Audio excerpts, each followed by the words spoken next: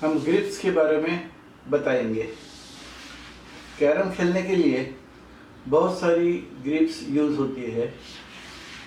बहुत सारे खिलाड़ी अलग अलग ग्रिप से खेलते हैं, लेकिन कैरम खेलने के लिए कम से कम 3 या 4 ग्रिप कंपलसरी आपको डेवलप करनी पड़ेगी। पहली तो आपकी जो नेचुरल ग्रिप है वो है, आपकी नेचुरल ग्रिप अगर लॉकिंग ग्रिप है तो आपको 3 ही ग्रिप डेवलप करनी पड़ेगी, और अगर आपकी नेचुरल ग्रिप लॉकिंग ग्रिप नहीं है तो आपको 4 ग्रिप डेवलप करनी पड़ेगी। पहले तो नेचुरल ग्रिप किसको कहते हैं? जो हमारा ये फर्स्ट फिंगर है, जो पहली उंगली है, वो और थंब का जो कॉम्बिनेशन है उसको हम लोग नेचुरल ग्रिप कहते हैं। ऐसे ऐसे हो सकती है, ऐसे हो सकती है, ऐसे हो सकती है। जैसे आपकी उंगली कितनी लंबी है या कितनी छोटी है उसके ऊपर डिपेंड करता है कि आपकी ग्रिप या नेचुरल ग्रिप कैसी होगी। क्योंकि जब आपकी उंगली जितनी लंबी या छोटी है उससे नेचुरली आपकी ग्रिप सेट हो जाती है, उसको नेचुरल ग्रिप कहते हैं। दूसरी जो है वो जो ग्रिप है, हमने जिक्र किया था कि लॉकिंग ग्रिप। अब लॉकिंग ग्रिप जो है, लॉकिंग ग्रिप 2 टाइप की होती है। पहले जो ग्रिप देखी हमने वो देखिए ऐसे होती है, ऐसे होती है, ऐसी होती है, ये नेचुरल ग्रिप है। लेकिन अभी लॉकिंग ग्रिप के लिए क्या करना पड़ेगा?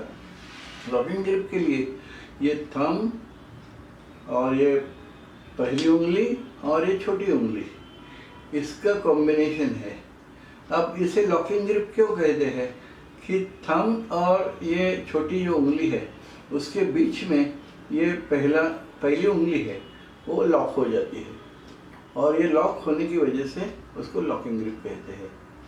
और एक लॉकिंग ग्रिप कैसी है कि और एक लॉकिंग ग्रिप आपकी ऐसी है कि ये जो थर्ड फिंगर है वो थर्ड फिंगर से आप लॉक कर सकते हैं, ऐसे तो थर्ड फिंगर से लॉक कर सकते हैं।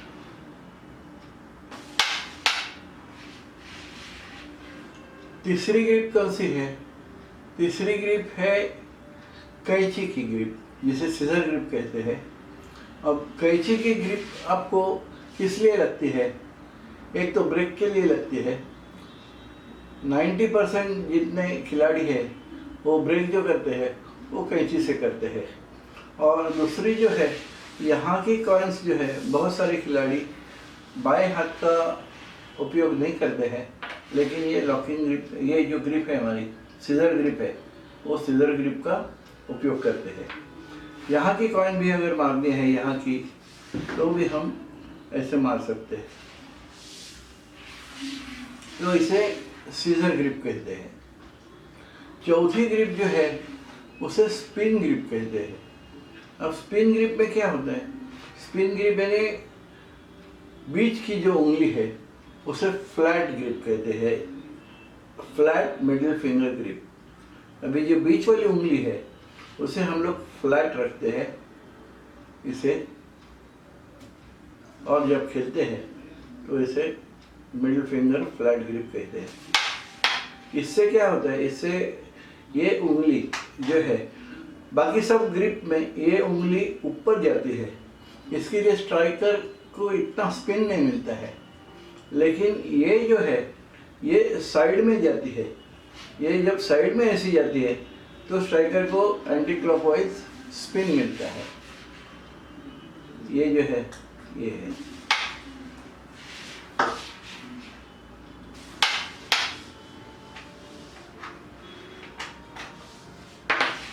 अब हम क्या करेंगे? चारों जब ग्रिप आपको बताई उसकी बारीकियाँ आपको बताएंगे, सब ग्रिप की बारीकियाँ आपको बताएंगे। पहले जो ग्रिप है, पहले जो कौन सी ग्रिप बताई थी आपको?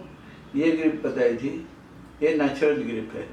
अब नेचुरल ग्रिप लेने के समय में आपको क्या करना पड़ेगा कि ये जो अंगूठा है, अंगूठे के साथ ये यहाँ से ग्रिप आनी चाहिए। ये अंगूठा अंदर के साइड में, ये जो अंगूठा है अंदर के साइड में बेंड होना चाहिए। तो ये अंगूठा जब अंदर के साइड में बेंड होता है तो आपको पक्की ग्रिप मिलती है और उसके अंदर थोड़ी ताकत भी होती है। आपका फिंगर बहुत, ये जो है, ये पहली जो उंगली है वो पहली उंगली बहुत अंदर नहीं जानी चाहिए, ऐसे बहुत अंदर नहीं जानी चाहिए, क्योंकि बहुत अंदर जाएगी और ये जो आपका थंब है वो थंब बाहर की तरफ आएगा। तो आप देखिए कैसे हो सकता है। एक तो आपका फिंगर जो है, आपकी उंगली है, ऐसी सीधी भी आ सकती है और ऐसे करते करते टेढ़ी भी आ सकती है ऐसे। लेकिन जब भी आप ऐसे पकड़ते हो, जब ऐसे पकड़ते हो तो उसको फिंगर को इस साइड जाने का कोई मौका ही नहीं मिलता है। इसके लिए फिंगर सीधी जाती है। जब ये फिंगर सीधी जाती है तो आपको एक्यूरेसी बराबर मिलती है। और यही जो तत्व है, यही हमारी जो दूसरी ग्रिप है, जो लॉकिंग ग्रिप है, वो लॉकिंग ग्रिप के लिए भी यही है। अब लॉकिंग ग्रिप के लिए कैसे है कि बहुत सारे जो प्लेयर्स है तो उनकी लॉकिंग ग्रिप कैसी होती है, ये ऐसी होती है, लेकिन अंगूठा है, अंगूठा बाहर की तरफ होता है और बाहर की तरफ होने से उनकी ये जो उंगली है, ये उंगली बहुत अंदर जाती है और अंदर से आती है। जब उंगली इतने डिस्टेंस से आती है तो वो आने के टाइम में जैसे सीधी भी आ सकती है, थोड़ी टेढ़ी भी आ सकती है, और इसलिए कभी कभी आपको ग्रिप नहीं मिलती है। बहुत सारे प्लेयर्स लोगों का ये शिकायत होती है कि कभी कभी हमें ग्रिप नहीं मिलती है, तो ये इसकी वजह से है ये। तो उस टाइम में भी आपको क्या करना पड़ेगा कि आपको पहले जो है अंगूठा है, अंगूठे से इसको दबाना पड़ेगा, यानी अंगूठा दबाना पड़ेगा ये पहले फिंगर के ऊपर, ये पहले उंगली के ऊपर, और बाद में ये जो छोटी उंगली है वो लानी पड़ेगी। वैसे ही थर्ड फिंगर है, थर्ड फिंगर को भी वैसे ही करना पड़ेगा। ये हमारा थंब आ गया, फिर पहली फिंगर आ गई और ये आ गया। अब क्या हो गया, अब हमारा जो पहला फिंगर है, जो पहली उंगली है, वो बहुत अंदर नहीं जा रही है, अब यहीं से आ रही है, यानी टिप ऑफ द फिंगर जिसको कहते हैं, इसका आखिरी हिस्सा है, और वैसे यहाँ पर भी है। तो जब भी आपको खेलना है तो क्या होगा, आपको खेलने के टाइम कोई भी ग्रिप आप लीजिए, लेकिन जो स्ट्राइकर घुमाते हैं, तो स्ट्राइकर घुमाने के टाइम देखिए, अभी मुझे खेलना है तो मेरा जो फर्स्ट फिंगर है वो फर्स्ट फिंगर कहाँ से आ गया, स्ट्राइकर के ऊपर से आ गया, और ये जो अंगूठा है वो अंगूठा मेरी गाइडलाइन है। इसके लिए जब गाइडलाइन बराबर आ जाती है तो हमें एम बराबर मिल जाता है, हमारी कॉइन इधर उधर भटकती नहीं है। लेकिन कभी कभी हम लोग क्या करते हैं, कोई खिलाड़ी क्या करते हैं, इसको पहले रखते हैं और बाद में इसको लाते हैं। तो इसको पहले रखने से बाद में यहाँ लाके आपको एम बराबर नहीं मिलेगा, क्योंकि आपकी गाइडलाइन ही नहीं है। और वैसे ही क्या करते हैं कि जो दूसरी ग्रिप जो है, लॉकिंग ग्रिप है, उसके अंदर भी वही करते हैं कि ये पहली फिंगर यहाँ पे रखते हैं, दूसरी फिंगर यहाँ पे रखते हैं और बाद में ये अंगूठा लाते हैं। इससे क्या होगा, ये अंगूठा बाद में लाने से आपका स्ट्राइकर थोड़ा हिल भी सकता है।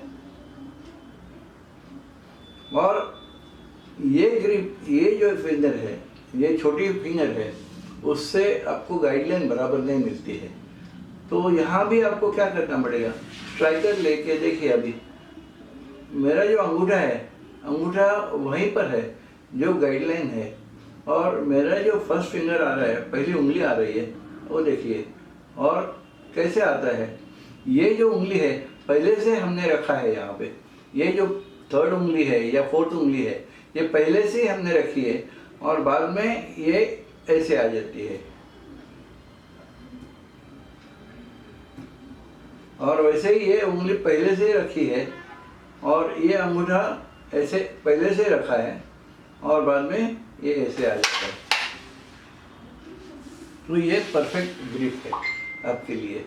ये थर्ड फिंगर है और ये जो है ये छोटे फिंगर के साथ है, ये छोटी उंगली के साथ है। ये थर्ड फिंगर जब आप लेते हो तो आपको बहुत ज़्यादा जोर मिलता है। अब और एक ग्रिप है जिसको हम थंब ग्रिप कहते हैं। और थंबिंग ग्रिप कैसे होती है, देखिए आपको बताता हूँ मैं। थंबिंग ग्रिप कोई खिलाड़ी है वो थंबिंग ग्रिप ऐसे लेते हैं। मैं यहाँ से आपको बताता हूँ अभी। थंबिंग ग्रिप ऐसे लेते हैं पहले फिंगर से, और बहुत सारे खिलाड़ी है वो मिडिल फिंगर जो है वो मिडिल फिंगर से लेते हैं। अब आपको ये थंब खेलने के लिए भी ये देखिए, ये जो फिंगर लेते हो ये या मिडिल फिंगर वो बेंड करनी पड़ती है। और यहाँ पे जब लेते हो तो आपका क्या है, आपकी जो मिडिल फिंगर है ना या फर्स्ट फिंगर है ना, वो गाइडलाइन बन जाती है आपके लिए। आपके लिए अभी ये गाइडलाइन बन गई और ये मेरा अंगूठा आया। अब अगर मिडिल फिंगर है तो ये मेरे मिडिल फिंगर पहले रख दिए मैंने और ये अंगूठा बाद में आया। अब ये अंगूठा बहुत अंदर से भी आता है, स्ट्राइकर के और अंगूठे के बीच में काफ़ी गैप होती है, लेकिन अंगूठा जो है वो बराबर आता है।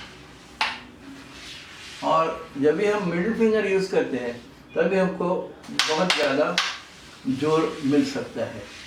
अब जब हम यहाँ पर कोई भी कॉइन है, जैसे समझिए कि ये कॉइन है, ये कॉइन अगर मुझे कहाँ से मारना है, यहाँ से मारना है, यहाँ से मारना है, यहाँ से मारना है, तो देखिए मेरा स्ट्राइकर कैसे मूव हो रहा है। अब यहाँ से मारना है तो मैं ऐसे करूँगा, यहाँ से है तो ऐसे करूँगा, यहाँ से है तो और ऊपर आ जाऊँगा। तो ये थंब और मिडिल फिंगर के साथ ही मेरा जो स्ट्राइकर है वो मूव हो रहा है। पहले हम स्ट्राइकर नहीं रखते हैं और बाद में उसको ऐसे करके ऐसे नहीं रखते हैं। बहुत सारे खिलाड़ी क्या करते हैं कि पहले रखेंगे स्ट्राइकर रखेंगे, बाद में ये अंदाज से यहाँ पर ये फिंगर रखेंगे और बाद में ये उंगली ऊपर लाके खेलेंगे। लेकिन हमें क्या करना है, स्ट्राइकर के साथ ही ये थंब जो है, पहले हमने ये जो उंगली है ये स्ट्राइकर के ऊपर से आई थी। जब थंब खेलना है तो थंब स्ट्राइकर के ऊपर से आएगा। अब यहाँ पे मेरी जो बीच वाली उंगली है वो बीच वाली उंगली गाइडलाइन है। तो गाइडलाइन होने से मैं इसको अगर यहाँ से अगर इतना भी कट मारना है तो मेरी उंगली ऐसे ऊपर आ जाएगी इसको।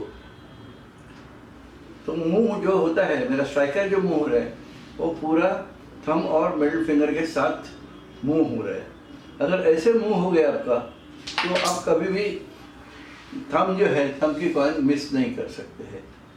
ये सारी बारीकियाँ आप स्लो मोशंस में भी देखिए यहाँ पर, और ये वीडियो आप एंजॉय किए।